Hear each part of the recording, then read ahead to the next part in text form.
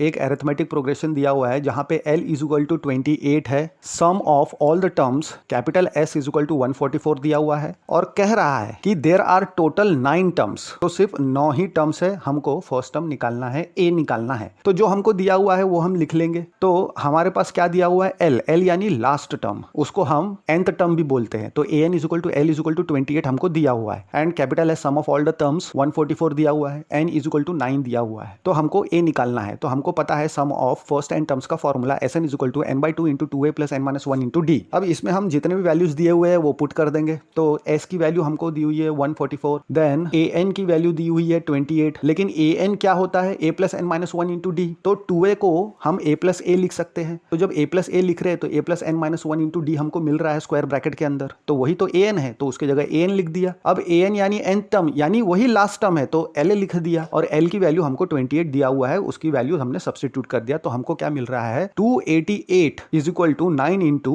a plus 28, क्योंकि 2 denominator में था, उस साइड गया मल्टीप्लाई हुआ। अब 9 इस साइड में मल्टीप्लीकेशन में है, उस साइड में गया लेफ्ट हैंड साइड में, तो डिनोमिनेटर में चला गया यानी डिवाइड करेगा। तो 288 divided by 9 is equal to 32 मिल गया, is equal to a plus 28। तो 32 नंबर एक साथ लाएंगे, 32 28 इस साइड जाएगा तो माइनस हो जाएगा, तो 32 माइनस 28 हमको a इज इक्वल टू 4 मिल गया। तो फर्स्ट टर्म हमारा 4